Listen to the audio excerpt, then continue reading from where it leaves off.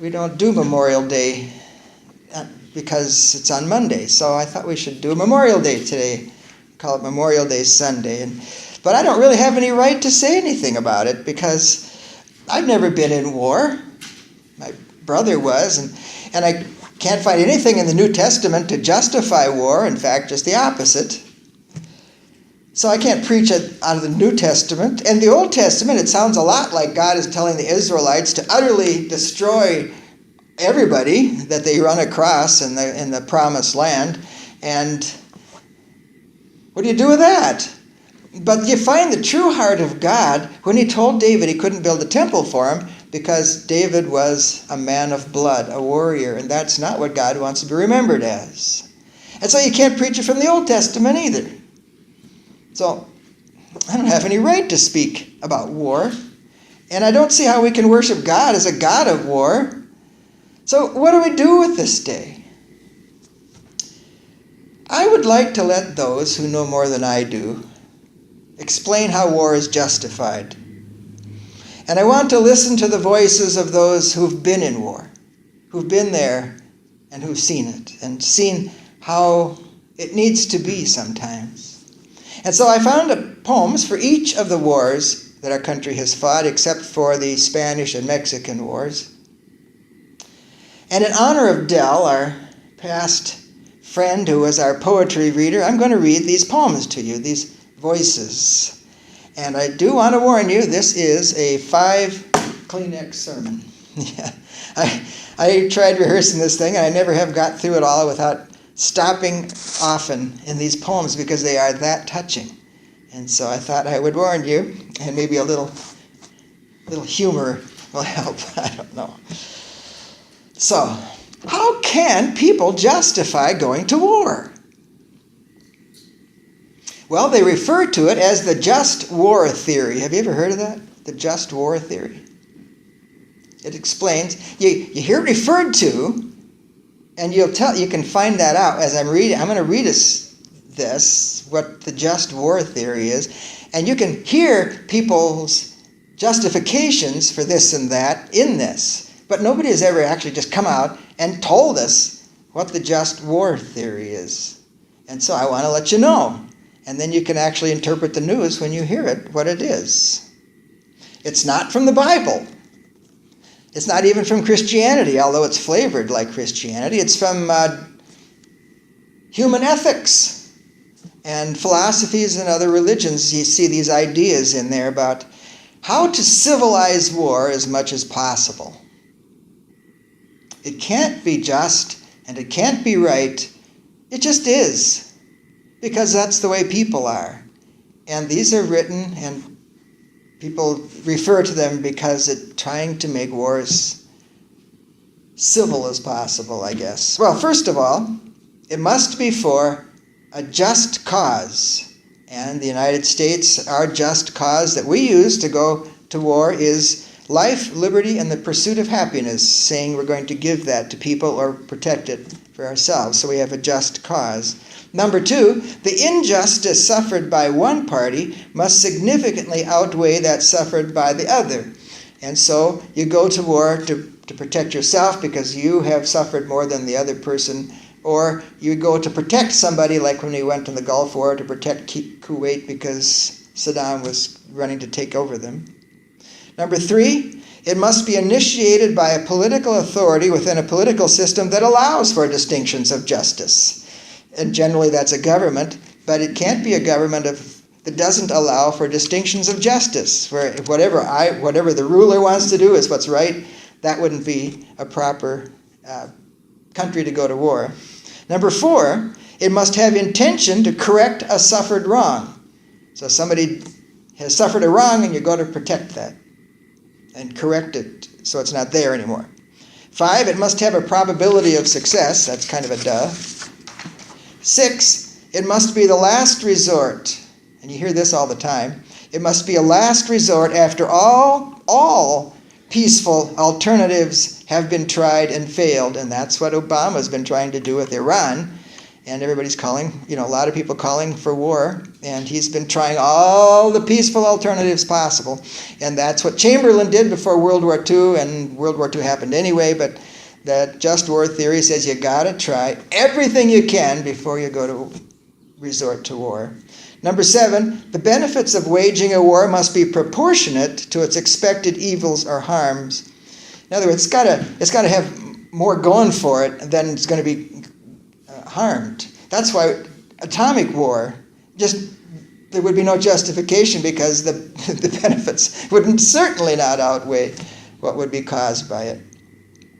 8, it's waged for self-defense or in defense of others, and that's pretty self-explanatory. Now, what's interesting is even ISIL would be able to say this is what they're doing because they feel like the Christianity or whatever is trying to destroy Islam and so on. So that's their rhetoric is using this just war theory. It's very interesting how you can bend this thing. Okay, now once war has started, the just war theory also defines how it should be conducted. And I use this atom bomb because the U.S. hasn't been real good about this. But here's how it should be conducted. Number 1, acts of war should be directed toward enemy combatants, not towards non-combatants caught in circumstances they did not create. So there's a lot of complaining about Assad using cluster bombs on the population, non-combatants, and this is one of the things you're not supposed to do. And 2, combatants are not permitted to attack enemy combatants who have surrendered or who have been captured or injured and aren't presenting an immediate lethal threat. You're not supposed to murder your captors. And of course, that's what ISIL's been doing, right? Why everybody gets all upset because, again, you're not supposed to do it that way. 3, the harm caused to civilians or civilian property must not be excessive in relation to the military advantage. You don't just go and waste your enemy's land because you beat him. That's what that is. 4, an attack must help defeat the enemy, and it must be on a legitimate military objective. You hear that all the time. They're justifying, well, our drones are only attacking military objectives. And that's what the population of the United States was sold on bombing Hiroshima, telling us it was a military target. And of course, it was the whole city. Number 5, it's wrong to torture them, the prisoners. It's wrong to torture them or otherwise mistreat them. And of course, we violated this with the CIA torture and extreme rendition. 6, combatants may not use weapons or other methods of warfare that are considered evil, such as mass rape, which African countries seem to do, forcing enemy combatants to fight against their own side, or using weapons whose effects cannot be controlled, like nuclear or biological weapons. Needless to say, our country and other countries haven't really obeyed these rules in the heat of battle. In fact, we were just watching a front line, and that was one of the arguments by one of the promoters of this CIA stuff. We were at war, and so the heat of battle, you kind of set some of these things aside. But that's why people protest the treatment of prisoners in our war on terror and the public execution of prisoners by ISIL. It's because of this just war theory. And everybody feels like they want to be able to say they're doing that, but obviously we don't. So now I want us to look at Memorial Day.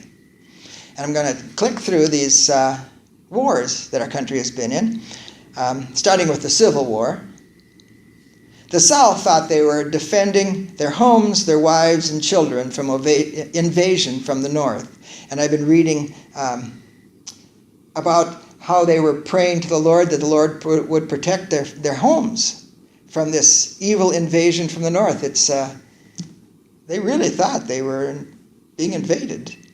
The Union, the North, thought they were trying to preserve the Union, and some of them, and later it became to free the slaves, and you heard that in our Battle Hymn of the Republic.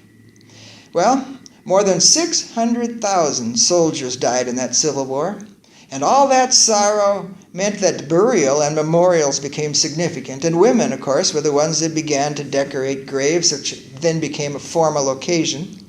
It began in the South, and then the North picked up on it, and eventually the events began to remember both sides.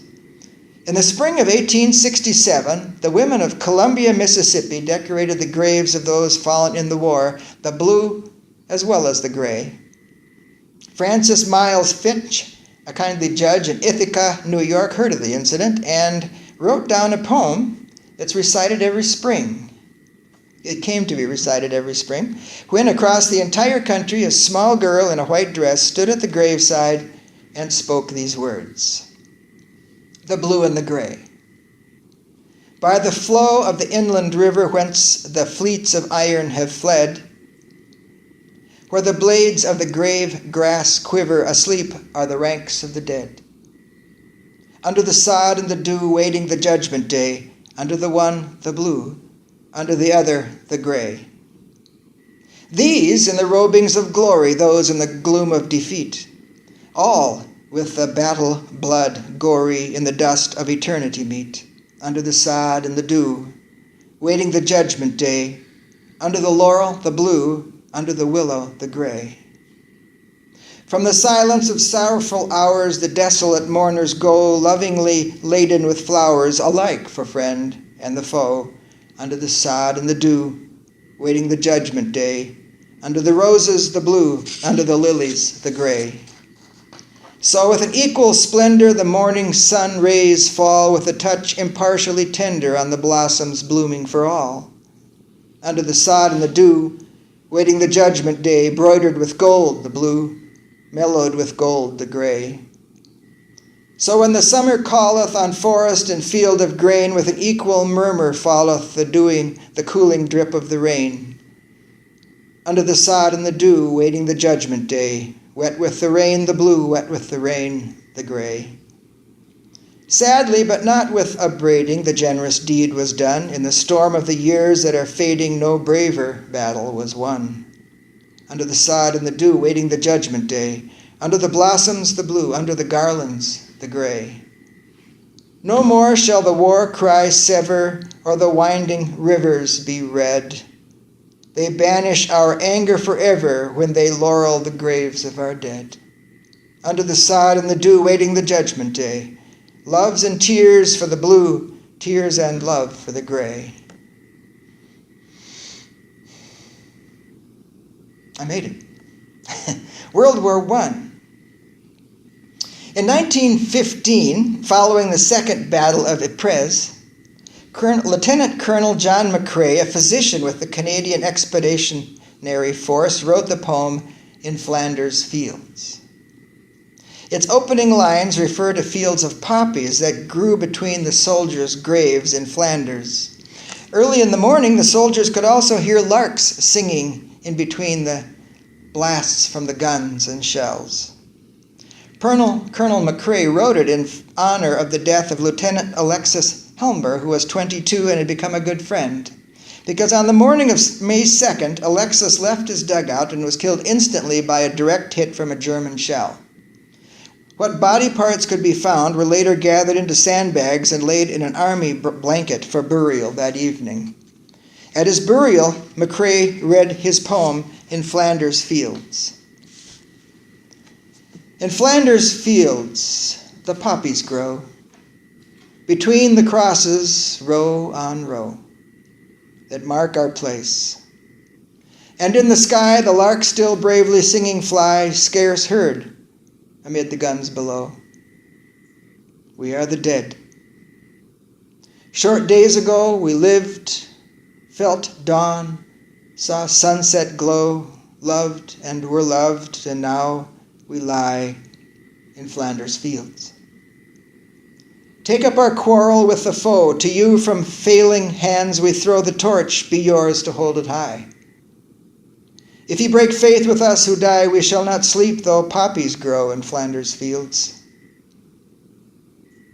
In 1918, inspired by that poem, WCA worker Moina Michael attended a WCA Overseas War Secretaries Conference wearing a silk puppy pinned to her coat. She distributed over 24 more. In 1920, the National American Legion adopted it as their official symbol of remembrance. World War II. Now, World War II, you just about have to say, was a just war. And the U.S. was forced into that war, and we entered it, and we helped to liberate much of the world at the time. And in these poems aren't by soldiers, but they tell us why that had to be done. Pastor Martin Niemöller initially supported the Nazis. He was what they call a conservative nationalist. But when they started to control the churches, he joined the resistance. He was sent to prison, nearly executed, but survived and continued to actively pursue pacifism for the rest of his life. He wrote a poem about his experience with the Nazis. They came for the communists, and I did not speak up because I wasn't a communist. They came for the socialists, and I did not speak up because I wasn't a socialist. They came for the union leaders, and I didn't speak up because I'm not a union leader. And they came for the Jews, and I didn't speak up because, well, I wasn't a Jew. And then they came for me. And there was no one left to speak up for me.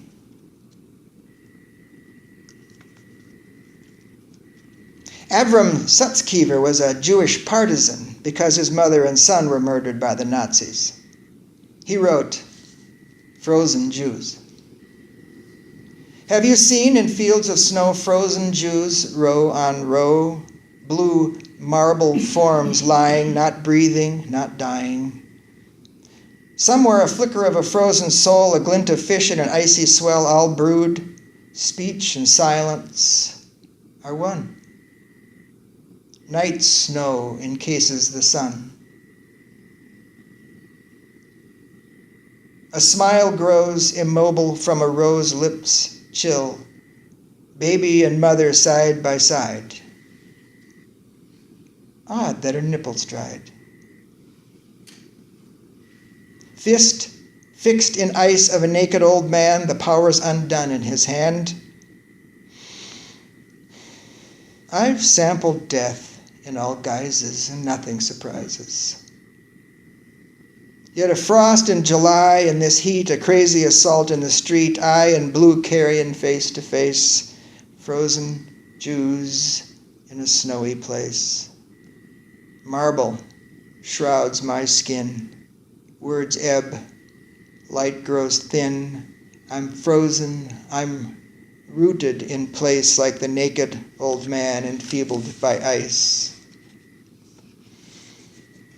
Voices of those who've been there. Here's a young mother, Pamela Holmes, whose soldier husband died over there in World War II. She wrote, "War Baby." He has not even seen you. He who gave you your mortality, and you so small. How can you guess his courage or his loveliness? Yet in my quiet mind I pray he passed you on the darkling way. His death, your birth, so much the same. And holding you, breathed once your name.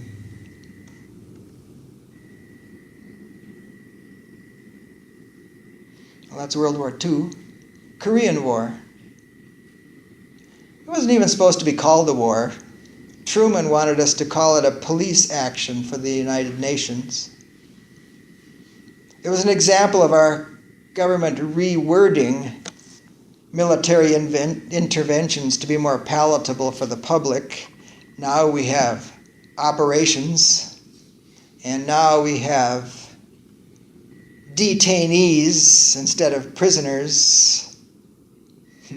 But it's still war, isn't it? And they're still prisoners, aren't they? M. McGarvey wrote, "We remember." Those we left there in the cold, we remember. We remember. Have no fears of growing old. Oh, do we remember? Those who fell in prison yards, we remember. We remember savage weather, savage guards, so do we remember? Those who died face down in mud, we remember. We remember Asian soil and Yankee blood. Oh, do we remember? Those whose names we can't forget, we remember. We remember comrade spirits with us yet. Oh, do we remember? Heartbreak Ridge, Pork Chop Hill, we remember. And we remember. If we don't honor them, who will? Oh, do we remember? Those who died when far too young, we remember. We remember. It's for them this song is sung. Oh, do we remember? And this poem, written by Roberto Princelar, is etched in stone at the Korean War Veterans Memorial in Liberty State Park, New Jersey. We didn't do much talking, we didn't raise a fuss, but Korea really happened. So please remember us. We all just did our duty, but we didn't win or lose. A victory was denied us. We didn't get to choose. We all roasted in the summer and the winter. We damn near froze, walking back from the Yalu with our blackened frozen toes. Like the surf, the Chinese kept coming with their bugles in the night. We fired into their masses, praying for morning light. All of us just had to be there. And so many of us died. And now we're all but half forgotten. No one remembers how we tried. We grow fewer with the years now, but we still don't raise a fuss. But Korea really happened. So please, remember us. Vietnam. I'm making it here. Are you? This one's called Tired of the Rain and Pain. Now we're coming to my brother's experiences. Through the black night I lie in a muddy foxhole as the rain soaks my bones. Beyond tired. But I dare not shut my eyes, for this is Charlie's weather when you can't hear or see him coming. Pop! My 25-foot trip flare goes off. I spray the silhouettes with 16 and AK firecracks in the dark. I lay down over 100 rounds in a panic and toss 2 frags into the bamboo. Then an eerie quiet fell. And I could hear my heart beating in the mud. Well, that morning we found a lifeless NVA soldier. The guys put airborne patches all over him, and I looked in his wallet, and there was a picture of him and his little boy together. I slid down a tree and sat in the pouring rain staring at the picture, thinking, I took away that little boy's dad. And though it wasn't supposed to, it hurt. At that moment, a soldier said, "Good kill, Greek." And I said, looking at the picture, there's no such thing. I'm tired of the rain. I'm tired of the pain. That was by Pete the Greek Agriasthenes. And here's another one called Not Like That, by Kyle Schickler, United States Marine Corps. If I die here, I hope it's quick, neat, precision-like. A bullet in a vital spot would be perfect. I don't want to be torn apart, mangled, and unrecognized. I don't know why. I really don't. I just don't want to go like my friend went this morning. No, please. Not like that.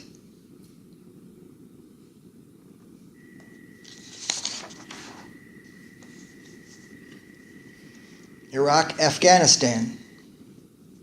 Here's another young woman whose soldier went to war in Afghanistan. She wrote, "I am with you. As I imagine what you're doing, I feel you by my side. Like the morning when you left me, I wish I'd never cried, for your shoulders were heavy with guilt and lots of sadness, too.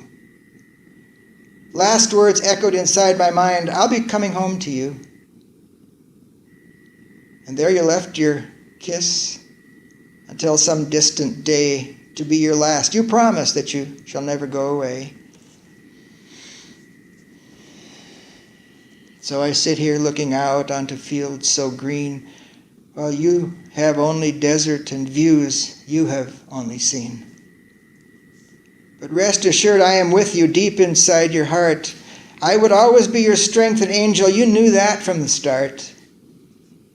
To guide you through your dark days and help you with your thoughts and have the loving memories that can never be bought.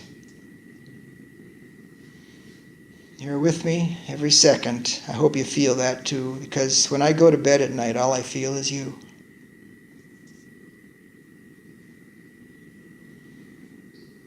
Though I wake up in the morning and see the empty space, a smile soon returns as a photo I have in place just upon your pillow there, and I say hello. For I know you'll hear that coming and feel our loving grow. And most do come home.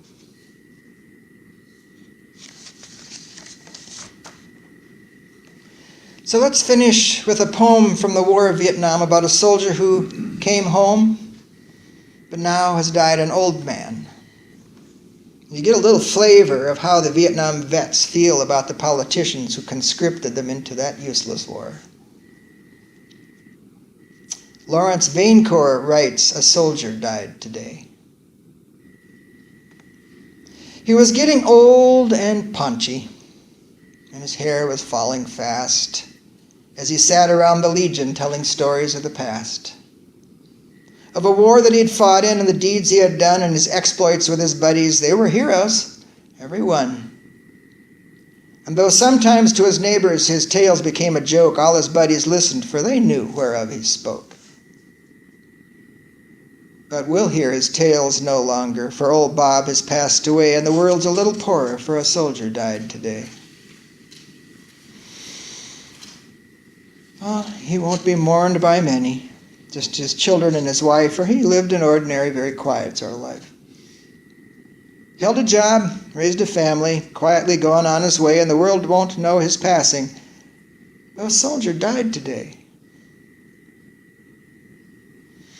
When politicians leave this earth, their bodies lie in state while thousands note their passing and proclaim they were great. Papers tell their life stories from the time they were young, but the passing of a soldier, it goes unnoticed and unsung. Is the greatest contribution to the welfare of our land some jerk who breaks his promise and cons his fellow man? Or the ordinary fella who in times of war and strife goes off to serve his country and offer up his life? The politician's stipend and the style in which he lives are sometimes disproportionate to the service he gives, while the ordinary soldier who offered up his all is paid off with a medal and perhaps a pension. Small. So easy to forget them. For it's so long ago that our Bobs and Jims and Johnnies went to battle. But we know. We know. It was not the politicians with their compromise and ploys who won for us the freedom that our country now enjoys. Should you find yourself in danger, their enemies at hand, would you really want some cop-out with his ever-waffling stand? Or would you rather have a soldier who swore to defend his home, his kin, his country, and would fight until the end? He was just a common soldier. and his ranks are growing thin, but his presence should remind us we may need his like again. For when countries are in conflict, then we find the soldier's part is to clean up all the troubles that the politicians start. If we cannot do him honor while he's here to hear the praise, then at least let's give him homage at the ending of his days. Perhaps just a simple headline in the paper that might say, "Our country is in mourning, for a soldier died today."